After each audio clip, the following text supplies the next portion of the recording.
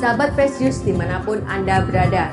Dari Paris, saya Natasha dan Yofi mengajak kita semua untuk mendengarkan renungan Fresh Juice hari ini, Selasa 8 Juli 2025. Fresh Juice hari ini akan dibawakan oleh Romo Dwi Joko dari Surabaya. Selamat mendengarkan.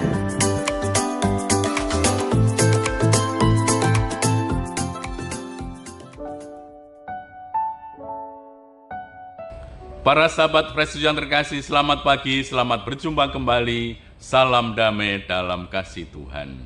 Hari ini Selasa Pekan Biasa ke-14, kita akan mendengarkan renungan yang diambil dari Injil Matius, bab 9 ayat 32 sampai dengan 38.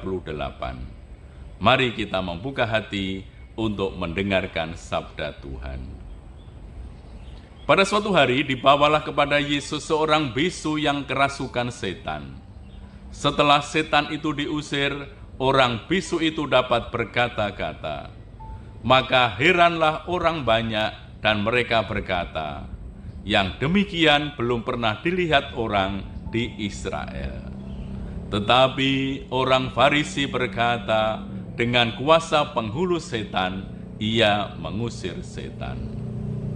Demikianlah Yesus berkeliling ke semua kota dan desa. Ia mengajar dalam rumah-rumah ibadat dan memberitakan Injil Kerajaan Surga, serta melenyapkan segala penyakit dan kelemahan. Melihat orang banyak itu, tergeraklah hatinya oleh belas kasihan kepada mereka, karena mereka lelah dan terlantar seperti domba yang tidak bergembala. Maka katanya kepada murid-muridnya, "Toyan memang banyak tetapi pekerja sedikit. Karena itu, mintalah kepada Tuan yang mempunyai toyan, supaya ia mengirimkan pekerja-pekerja untuk toyan itu." Demikianlah sabda Tuhan. Terpujilah Kristus. Para sahabat terkasih, kita melihat dalam Injil bagaimana Yesus digerakkan oleh belas kasihan. Inilah gambaran paling nyata dari hati Allah yang tidak tinggal diam melihat penderitaan manusia. Ia tidak hanya melihat kerumunan orang, tetapi menatap mereka satu persatu dengan mata kasih. Ia melihat luka batin, kelelahan, kehilangan arah, dan harapan yang mulai redup.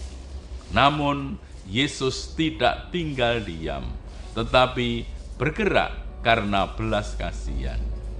Nah, menjadi murid Yesus berarti apa? Berarti membuka hati, supaya hati kita juga tersentuh, lalu bergerak keluar untuk menyembuhkan, menguatkan, dan menyapa.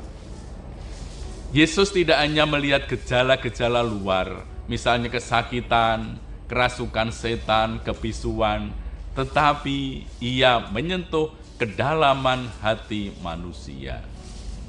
Para sahabat, dalam dunia yang sibuk dan penuh dengan keramaian, mudah bagi kita untuk tidak sungguh-sungguh melihat sesama.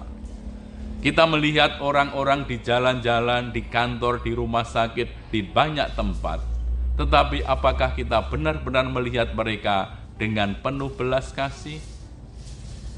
Yesus memberi teladan untuk tidak bersikap apatis, melainkan peka terhadap penderitaan orang lain, terutama mereka yang lelah dan terlantar seperti domba tanpa gembala. Kita hidup di zaman yang serba cepat dan penuh tantangan. Banyak orang tidak lagi punya waktu untuk melihat, apalagi merasakan penderitaan orang lain. Akibatnya, banyak orang mengalami kepekaan hati menjadi tumpul. Nah, setelah digerakkan oleh belas kasih, Yesus tidak berhenti pada rasa iba saja. Ia bertindak, menyembuhkan, mengajar, memberitakan kerajaan Allah. Belas kasih Kristiani bukanlah emosi sesaat, tetapi kekuatan yang mendorong kepada pelayanan yang lebih tulus dan murni. Kita juga dipanggil untuk seperti Yesus bertindak nyata, mendengar keluh kesah orang lain, memberi semangat kepada yang putus asa, hadir bagi mereka yang kesepian. Kadang, tindakan kecil yang lahir dari belas kasih bisa menjadi tanda besar akan cinta Allah bagi seseorang. Yesus menyembuhkan orang bisu karena kerasukan setan. Nah, di sekitar kita tentu juga banyak bisu-bisu sosial, orang yang tidak mampu lagi bersuara, anak muda yang frustasi, orang miskin yang tidak tahu harus meminta tolong kepada siapa, ataupun juga korban ketidakadilan yang bungkam karena takut. Yesus menatap banyaknya kebutuhan dan berkata, "Tuaian memang banyak, tetapi pekerja sedikit." Maka Yesus mengajak kita semua murid-muridnya untuk berdoa dan menjadi jawaban atas doa itu sendiri. Dunia ini sedang haus akan pekerja-pekerja yang penuh belas kasih. Bukan sekedar pekerja, bukan sekedar tenaga, tetapi hati yang mau digerakkan oleh cinta.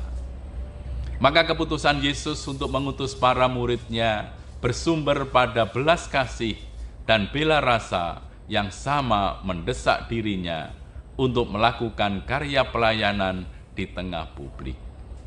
Demikianlah para sahabat, Yesus menjadi teladan bagi setiap murid yang diutus oleh-Nya, sama seperti Dia diutus oleh Bapanya. Maka Yesus sambil berkeliling, para murid juga diajak untuk tidak hilang dari perutusan Bapa ini. Murid akan berhasil jika sungguh melayani dengan cuma-cuma, tanpa mementingkan diri sendiri. Semakin murid Yesus menghargai setiap orang, akan semakin banyak jiwa diselamatkan. Maka sebagai pemberita Injil, utusan haruslah sadar bahwa kerajaan Allah itu dihuni oleh orang-orang yang saling mengasihi, yang menjadi saudara, yang siap menolong. Maka sebenarnya penyembuhan fisik bukanlah tujuan utama dari karya Yesus. Penyembuhan itu merupakan lanjutan kasih, terapi khusus agar sesama yang sakit dapat melanjutkan kehidupan sambil mengandalkan Allah yang Maha Rahim. Para sahabat, Yesus mengajarkan bahwa hati yang digerakkan oleh belas kasih adalah jantung dari kehidupan Kristiani. Dunia tidak butuh lebih banyak kritik atau kecaman.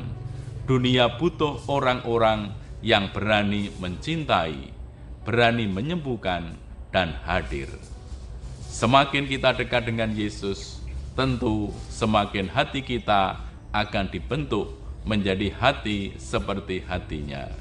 Hati yang peka, yang lembut dan penuh kasih. Marilah kita berdoa. Tuhan Yesus, Engkau digerakkan oleh belas kasihan ketika melihat penderitaan kami. Ajarilah kami untuk memiliki hati seperti hati-Mu, hati yang peka, hati yang lembut dan peduli. Jangan biarkan kami mati rasa terhadap penderitaan sesama. Bangkitkanlah dalam diri kami semangat pelayanan, dan jadikanlah kami pekerja-pekerja tuaian-Mu yang melayani bukan karena kewajiban, tetapi karena kasih. Engkaulah Tuhan dan pengantara kami, kini dan sepanjang masa. Amin. Tuhan bersamamu dan bersama rohmu. Semoga Allah yang Maha Kuasa memberkati saudara sekalian, Bapa dan Putra dan Roh Kudus. Amin.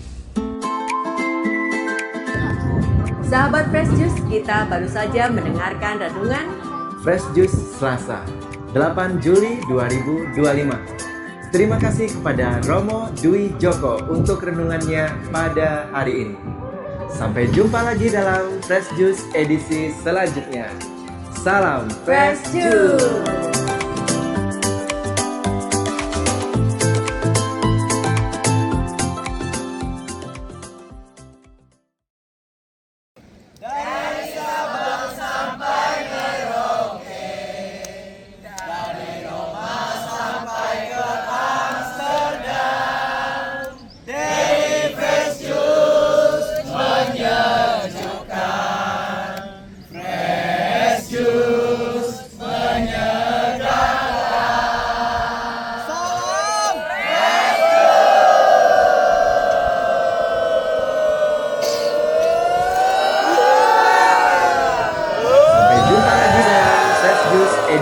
Selanjutnya